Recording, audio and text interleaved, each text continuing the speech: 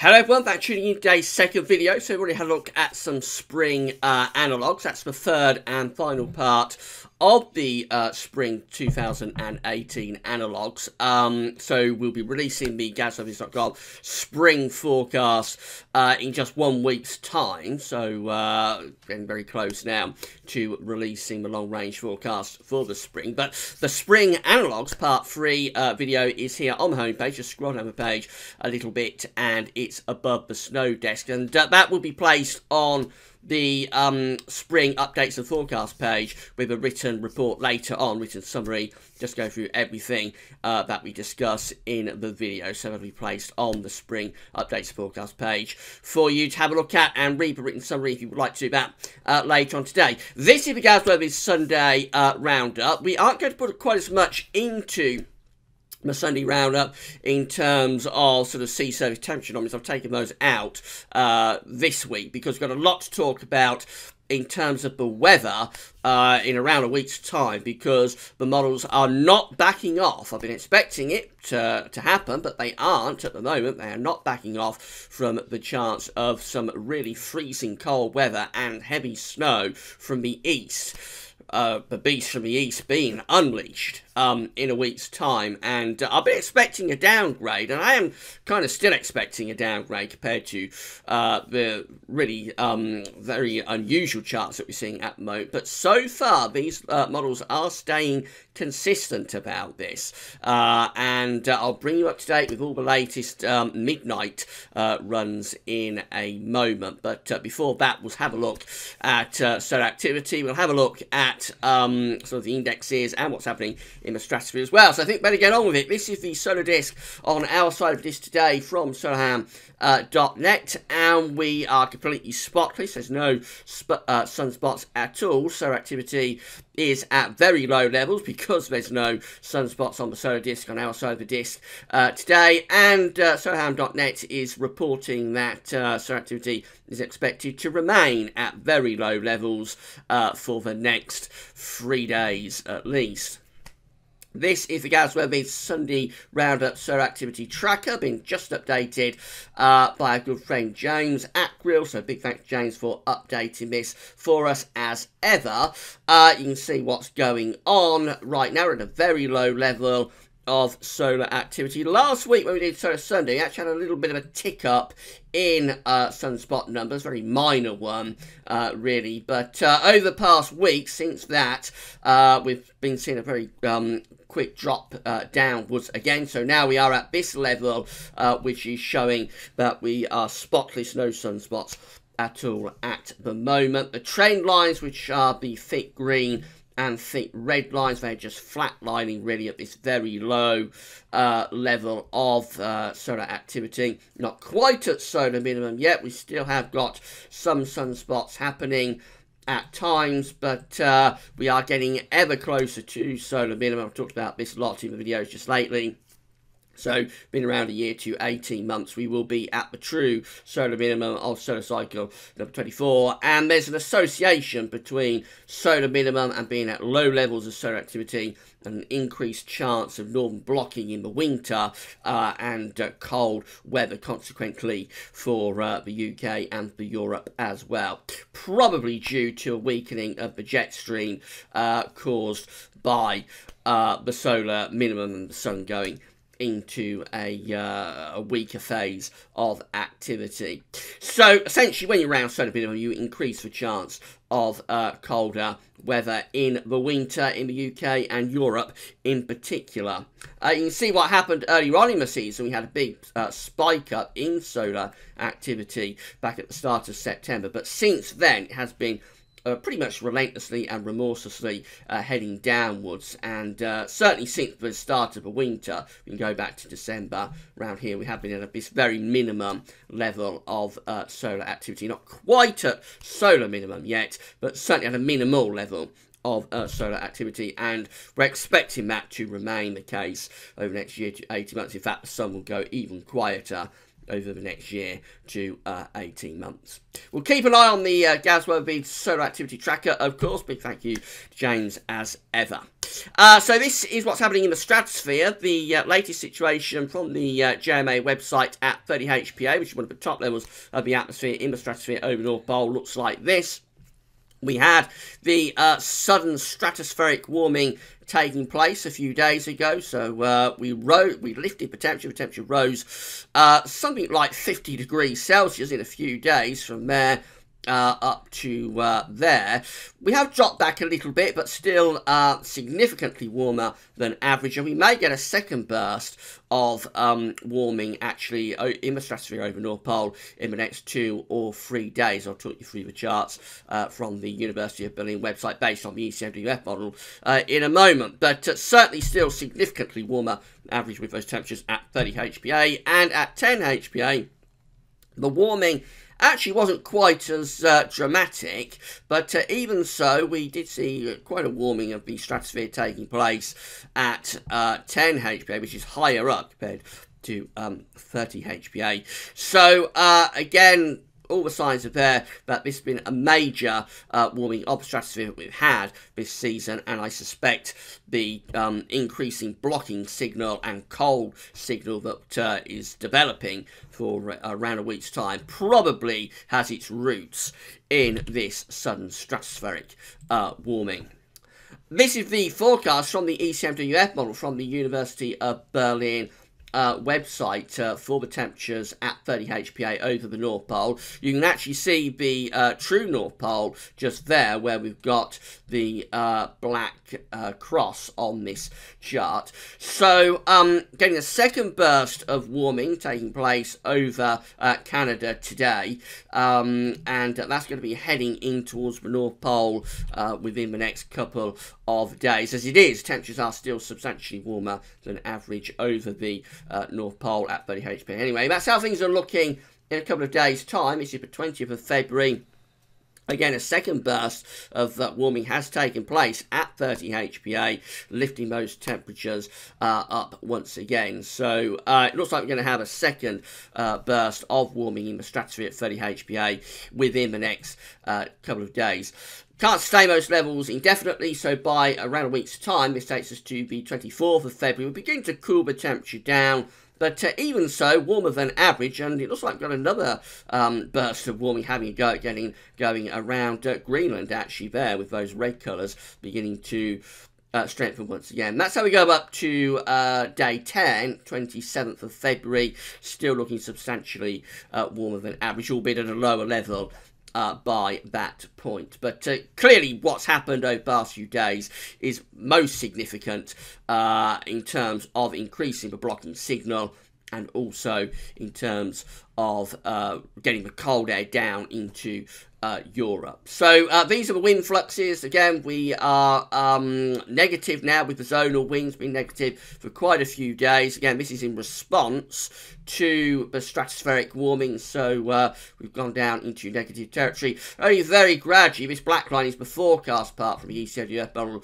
only very, very gradually do we start to lift the zonal winds back into positive territory. We do go weekly positive there as we get through into March, but I mean, it's a slow old process, and the damage has been done anyway. So even when we go positive with the zonal winds again, there will be a time lag on sort of getting the zonal winds to strengthen and pick up down in the troposphere. So I think we can say that we are likely to have quite a strong blocking signal for some time to come after these zonal winds have gone negative due to the warming of the stratosphere at 30 HPA. This is the Arctic oscillation observed and forecast chart. The black line tells us where we've been with the Arctic oscillation through this season. We can go right way back to the autumn. That's into October, just there. The red line's at the end, where the GFS ensembles are forecasting the Arctic oscillation to go. So where we are right now is just there, just on the positive side of neutral. Actually, the GWV ensembles are seeing the Arctic oscillation picking up a little bit, going more positive in the next few days. But then clearly a big plunge is taking place in the Arctic oscillation, going very negative through the final days of February and into March. This tells us when the Arctic oscillation is positive, it tells you it's got low pressure over the pole, you're strengthening westerlies through mid-latitude. But when the Arctic oscillation goes negative, it tells you've got blocking over the pole. Blocking is the route to push the cold air out of the pole down to mid-latitudes. So after a sudden stratospheric warming and a reversal of the zonal winds, you would expect the blocking signal to increase over the North Pole, and that's exactly what the Arctic oscillation index is showing just there. The NAO is very similar as well. So again, the black line tells where we've been with the NAO. The red line's at the end where the GWV ensemble is forecasting the NAO to go. Same idea. We go back into the autumn with this when the NAO is positive. Again, you've got low pressure around Iceland, you've got high pressure through the Azores,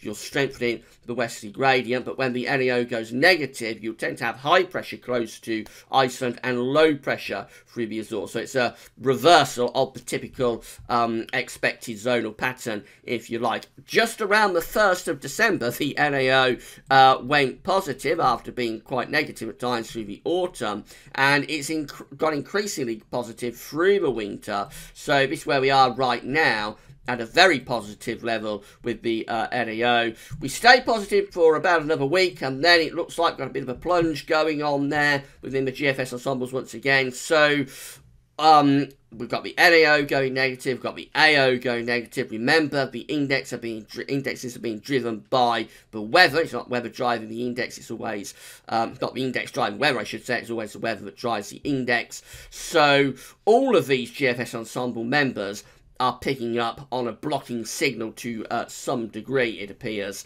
and so that's why there's good sort of agreement that the NAO and the AO are going to go negative as we go into the final days of February and on into March as well. These are the GFS temperature and precipitation ensembles for the next 2 weeks. We're looking at Leeds today. So we've got a few more days of relatively mild weather to come. The red line here is the 30-year upper air temperature average for Leeds. Few more days of relatively mild weather to come, but from around the middle of the week, the temperatures are lowering all the time. There's been a big strengthening of the cold signal from the GFS ensembles overnight. So we've got many ensemble members now. The white line is the ensemble mean. That's going significantly below the 30-year temperature average, so they are trending cold. But we have many ensemble members now that are going down to quite a severe cold level between -10 and -15 at 850 HPA, going down to this sort of level. And that sort of level, you're going to be talking about temperatures straight to get above freezing by day, severe night frost, possibly as low as -10, and an increasing risk of snow coming through as well. In terms of precipitation, lots of dry weather to come over the next week. There will be a little bit of rain later today and into tomorrow, but after that, a lot of dry weather through the rest of this week. Notice, though, towards the end of February, this is end of February, first week of March, just here, precipitation spikes are increasing, and many of those precipitation spikes will be snow, I would have thought, with the temperatures going as cold as that is suggesting. Surface temperatures are looking like this for Leeds. So again, a couple of days of relatively mild weather coming up today and tomorrow.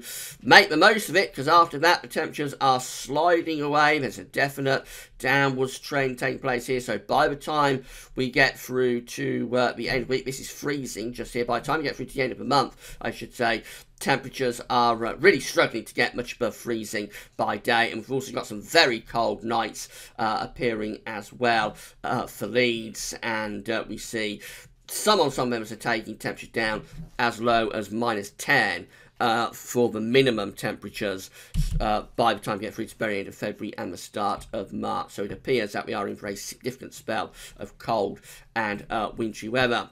Temperature anomalies are looking like that for the week ahead.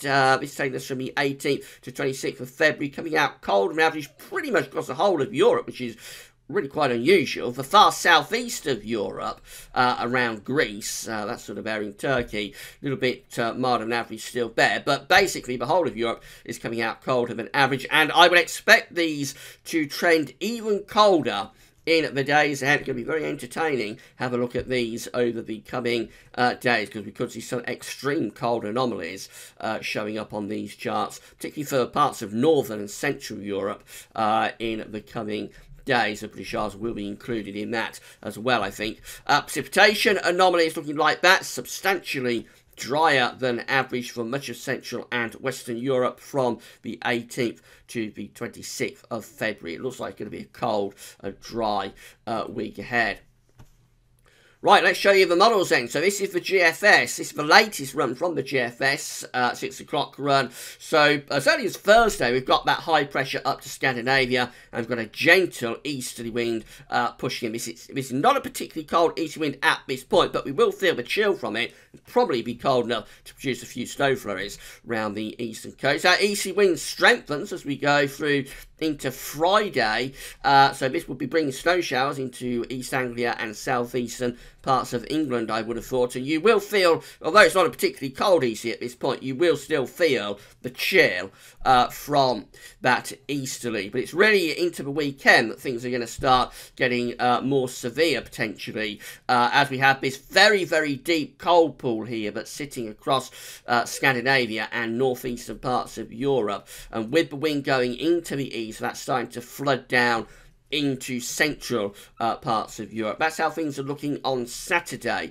Again, the high pressure is strengthening over Scandinavia.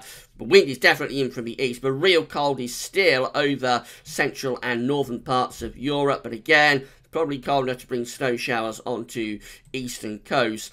Now, as we go into Sunday, we start to move that deep cold pool into Central Europe, and it is starting to push our way as well. That's how the upper air temperatures are looking on. So it's just 1 week away, so it's getting closer, and we find that we've got a severe cold pool of air just over the other side of the North Sea. We've got the -10 isotherm beginning to move in across England and Wales, so definitely cold enough for snow showers, particularly for southern and eastern parts of the country through the second half of next weekend. Thickness lines are looking like that. Now, I talked about this in a video a couple of days ago, and because I don't show you the thickness lines very often, there's a little bit of a question about what these are showing. So I haven't got time to go into the full detail about thickness, but essentially each coloured line is represented temperature. So let's just go down here, and I'll show you, start off with this sort of lemon coloured line, which is the 564 thickness line. That's warm air. That's essentially summer. So in about 4 or 5 months' time, we're going to see that line across most parts of Europe, and when we get that line pushing up into Europe, essentially summer will be arriving. So that's warm to very warm air. At the moment, it's down across Africa, isn't even getting into the Mediterranean. But in a few months' time, that will be a regular visitor to the UK and to Europe as well. This green line is the 546 thickness line, and that's kind of like autumnal type temperatures and spring temperatures. So we'll see that a bit more in the coming few weeks as the temperatures start to warm up. Then we go to this blue line just here, which is the 528 thickness line, and that's cold air. That's the minimum requirement, or one of the minimum requirements for snow. So we see that, for example, by the weekend, the 528 thickness line is leaving the UK. It's moving out to our south and west, telling us that the cold air is heading in. And then we come to this dark blue line, and that's the 510 line, and that's true Arctic air. That's bitter, cold air, and it's a quite a rare visitor to the UK. We do see it from the north sometimes. It gets into Scotland at times, but it's quite a rare visitor to get that across the whole country and get it into get it from the east as well. Quite unusual. It's true sort of Arctic / Siberian type air, and when you get it, it's going to be very cold. Incidentally, the purple line that we have up here is the 492 line. I don't think we ever see that in the UK. That is extremely cold air, and it typically just sits in the Arctic. And when you see that actually trying to expand, usually the polar vortex is strengthening. So really you don't want to see that if you want cold weather. And that is actually starting to become quite weak, that 492 thickness line up there. So essentially these coloured lines, these thickness lines are depicting the changes in temperature. It's more complicated than that, but I haven't got time to go through into the full explanation of it. But anyway, when you get the 510 line into the UK, it's going to be really cold indeed. So after that little going off on a tangent, let's come back to the storyline for the next few days, and this takes us to Monday, 26th of February, with the 6 o'clock run of the GFS, and we're starting to move very cold air in from the east at that point. Low pressure is also developing to our east, so that will be feeding in snow showers, maybe even some more longer spells of snow across the North Sea as well. Notice really high pressure across Scandinavia. We actually start to go up towards 1060 millibars with that high pressure early next week. Look at the upper air temperatures, freezing cold. That freezing cold air is heading in from the east for the closing days of February, ending February on a very cold note. I suspect temperatures will be struggling to get much above freezing with this, despite the lateness of the season. And I would have thought also quite a lot of snow. There's a little area of low pressure that's developing there over the Low Countries and the southern North Sea. That could be bringing more persistent snow in across parts of eastern England in particular. So this is looking like quite a severe spell of weather. There's that 510 line moving across the UK from the east. I say very unusual to see that pushing in from the east. True Arctic, Siberian type air flooding in across the British Isles. And then things just get more severe really as we go through into the middle of the following week, not this coming week, but the following week. So the high pressure is dominating over Scandinavia. Follow the isobars back, you can see how far the easterly is coming from. The air is actually originating from that sort of area, flooding across Europe and into the Atlantic as well. Very long fetch easterly, bringing bitterly cold air and no doubt heavy snow in from the east. There's the upper air temperature showing that the big freeze continues through to the final day of the month. And then we get through into March, which is the 1st of March, a little bit beyond day 10. The easterly winds are maintained, so it remains freezing cold, no doubt bringing the risk of more heavy snow showers in as well. At times it looks like as we go through the first week of March, actually sending the high pressure more towards Greenland, so a little bit of retrogression going on there. And that's how we finish up with this 6 o'clock run of the GFS, still looking very cold, and it looks like we're trying to turn wind into the north. So after that prolonged easterly, it looks like we're trying to top up the cold, this time potentially from a potent northerly. So the big freeze goes on through the first week of March, if that's correct. Really quite an extremely cold and wintry run, I have to say, that 6 o'clock run of the GFS. This is the GEM, the Canadian model. Again, it shows that we're reaching the high pressure over and to the east of the country on Thursday, bringing in a gentle easterly flow by the time we get through to the end of the week and the weekend. And then the EC just increases as we go through the weekend and into next week. The blocking signal increases around Scandinavia and extending in towards Iceland as well. The winds are coming in from the east. There is an area of low pressure just here that's just holding up the push of severely cold air from the east, but eventually we do open the floodgates to that really cold easterly wind, and we go off and running into a very cold spell of weather by the time we get through to day 10, which is Wednesday 28th of February. Those easterly winds are bringing really cold air across the country, and particularly for southern eastern parts of the country, a risk of heavy snow too. There's the upper air temperatures looking very, very cold indeed. Brutal cold across much of northern and Central Europe. It isn't as severe as that for us because it's modified by the North Sea, of course, but nevertheless really cold air flooding in from the east by day 10 with the GM. And then finally the ECM WF looking like this. So again, we've got the ridge building through the country and going to our east on Thursday. Through to the weekend, again we're bringing in a gradual easterly flow. At this point it's not desperately cold, but you will notice the chill in the air, and I would have thought it's probably cold enough for a few snow flurries down the east coast. However, it's into the second half of the weekend that we start to strengthen that easy wind, the Scandinavian high increasing its strength over Scandinavia, so the wind is turning proper easterly in the second half of the weekend. And then we bring in very cold air from the east as we go into the closing days of February. This is Monday 26th. Opening the floodgates to that bitterly cold east wind. There's the upper air temperatures showing that we're bringing that severely cold air across the country from the east. By the time we get through to Tuesday 27th of February, got 1,050 millibar area of high pressure over Scandinavia.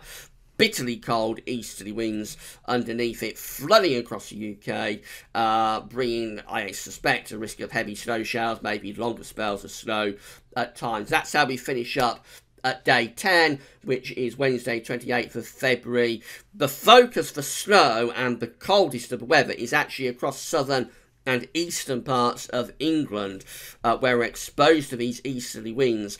That looks really, really cold, I have to say. There's the upper air temperatures. We are actually bringing the -15 Celsius isotherm in across England and Wales. It's a little bit colder than -15 at 850 HPA to the southeast of us. So we're talking about big freeze type weather, excuse me, there most definitely, with a chance of minimums going down to -10, maximum staying at or below freezing all day, and no doubt a lot of heavy snow being brought in on those easterly winds as well. So all of the big three models are going for significant cold weather in around a week's time. Generally, the easterly wind starts around sort of Thursday, Friday. It's not too cold then. It's really in around a week's time, around Sunday, a week today, that the really cold air begins to arrive, and then it follows through into the following week. Finally, debuilt ensembles from the ECMWF model looking like that. It's debuilt in Holland, of course, starting off relatively mild in the coming few days, but then into the weekend and the following week, we're going into the freezer with the debuilt ensembles. Yes, there are some milder members, but they are outlier members. Generally, the thrust of the ensemble is to take things into the freezer for debuilt, and with the wind going into the east, of course, that will be pushing across the North Sea into the UK. So it's all on course, and this is looking like a very significant spell of cold weather. I'm still expecting it to downgrade a bit, because these are very, very unusual charts that we're seeing here, with such long fetch easterlies and sort of 850 HPA temperatures of -10 to -15, even a bit colder than that on the ECM WF solution by day 10. This is really extreme stuff, and I am expecting it to be moderated from this, because obviously by its nature, extreme and severe weather, and particularly cold weather for us in the UK, is a rare event. So it's very unusual what we're seeing here, and as I am expecting these models to back off a bit from being quite as cold and wintry as we're seeing here. But so far we keep maintaining this, and actually it's getting closer as well if we take these models at face value. So maybe we are going to get sort of a notable spell of really cold and snowy weather. It certainly is looking increasingly likely at this point. And even if there is a little bit of a back off from these very severe synoptics, I think we are going to get, I think it's seen enough now to suggest that we are going to get some quite significant cold and snowy weather to close out February and go into March as well. So that's how it's looking today. We'll keep you posted if there's any developments over the coming days. As I say, I am expecting a little bit of moderation from those very cold charts, but we will see.